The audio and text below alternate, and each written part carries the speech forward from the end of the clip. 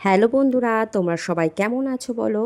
আজকে আমি পাবদা মাছের হাত মাখা একটা রেসিপি নিয়ে চলে এলাম, যেটার নাম হলো হাত মাখা পাবদা।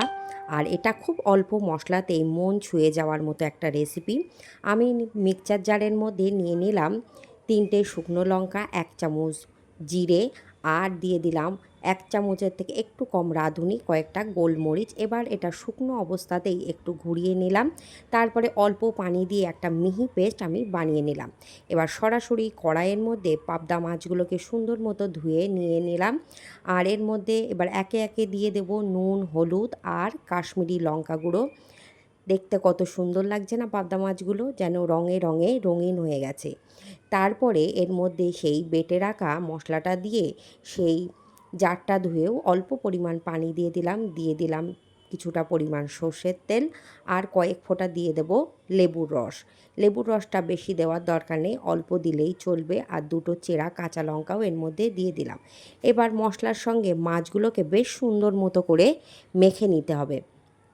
এবার দিয়ে দেবো এর মধ্যে হাফ চা চামচ পরিমাণ আদা বাটা। এটা অপশানাল, আদা বাটাটা না দিলেও এই হাত মাখা পাবদার রেসিপিটা একেবারে দুর্দান্তই হয়, বললে ভুল হবে না। তোমরা অবশ্যই বানিয়ে দেখবে, তবেই বুঝতে পারবে। এবার আমি গ্যাসের মধ্যে এটাকে বসিয়ে দিয়ে ফুল ফ্লেমে 1 থেকে 1.5 মিনিট এটাকে রান্না করে নিলাম। তারপরে ঢাকনাটা খুলে মাছগুলোকে খুব সাবধানে একটা পিঠ উল্টিয়ে উল্টিয়ে এইভাবে দিয়ে নেব। তারপরে লো ফ্লেমে 7 থেকে 8 মিনিটের জন্য আবার ঢাকা দিয়ে এটাকে রান্না করে নেব। আর যেহেতু পাবদা মাছ খুব নরম জাতীয় হয়, এটা বেশিক্ষণ সময়ও লাগে না। আর যেহেতু আমি কাঁচা মাছটাই রান্না করছি, খুবই নরম, ওই জন্যে অতি সাবধানে বেশি জাল না দিয়েই এইভাবে রান্না করে নিতে হবে। এই যে পুরোপুরি তৈরি হয়ে গেছে আমার হাত মাখা পাবদা। তোমরা চাইলে